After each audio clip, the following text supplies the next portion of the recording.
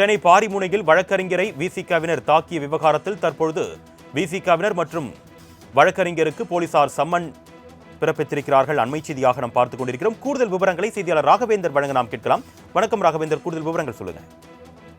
வணக்கம். சென்னை உயர்நீதிமன்ற வளாகம் முன்பாக கடந்த 7ஆம் தேதி அன்று விடுதலை சிறுத்தைகள் கட்சியின் தலைவர் திருமாவளவன் கார் சென்ற போது வழக்கறிஞர் ராஜீவ்காந்தி என்பவரின் இருசக்கர வாகனத்தில் மோதி விபத்துக்குள்ளானது. இந்த சம்பவத்தில் விடுதலை சிறுத்தைகள் கட்சியினரும் மற்றும் இந்த வழக்கறிஞர் ராஜீவ்காந்தி என்பவரை கொடூரமான முறையில் தாக்கிய வீடியோ வெளியாகி பரபரப்பை ஏற்படுத்தியிருந்தது.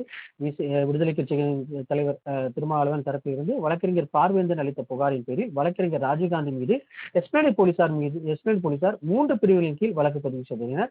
யாரேனும் தவறாக தடுத்து நிறுத்தல், கொலை மிரட்டல், அமைதி சீர்குலைக்கும் நோக்கில் அவமதிப்பு உள்ளிட்ட 3 பிரிவுகளின் கீழ் வழக்கு பதிவானது செய்யப்பட்டது.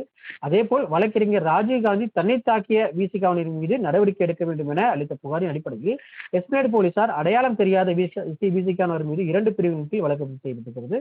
காயம் ஏற்படுத்துதல், ஆபாசமாக பேசுதல் உள்ளிட்ட 2 பிரிவுகளின் கீழ் அடையாளம் தெரியாத சிறுத்தைகளின் மீது வழக்கு பதிவானது செய்யப்பட்டது. இந்த விவகாரம் அரசியல் ரீதியாக பல்வேறு சர்ச்சைகளை ஏற்படுத்தி இருந்த நிலையில் பாஜகவினர் சமூக வலைதளத்தில் திருமாவளவன் மீது பல்வேறு குற்றச்சாட்டுகளை முன்வைத்தனர். விடுதலை கட்சியினரும் கண்டனம் தெரிவித்து வருகின்றனர். இந்த நிலையில் எஸ்பிஐ போலீசார் இருதரப்பிலும் தனித்தனியாக சம்மன் அனுப்பியிருக்கின்றனர். இன்று காலை வழக்கறிஞர் ராஜீவ்காந்தி எஸ்பிஐ காவல் நிலையத்தில் ஆஜராகும்படி சம்மன் அளிக்கப்பட்டிருக்கிறது. இதேபோல் விடுதலை சிறுத்தைகள் கட்சியின் இன்று மாலை காவல் நிலையத்தில் ஆஜராக வேண்டும் என்று சம்மன் அளிக்கப்பட்டிருக்கிறது. இருதரப்பு வாக்குமூலத்தை போலீசார் பதிவு செய்யப்பட இருப்பதாகவும் அதன் பிறகு அடுத்த கட்ட நடவடிக்கை எடுக்க இருப்பதாகவும் போலீசார் முடிவு செய்திருப்பதாக கூறப்படுகிறது.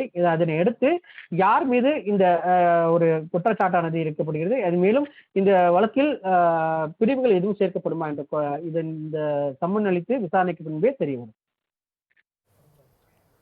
கூடுதல் விவரங்களுக்கு நன்றி ராகவேந்தர்.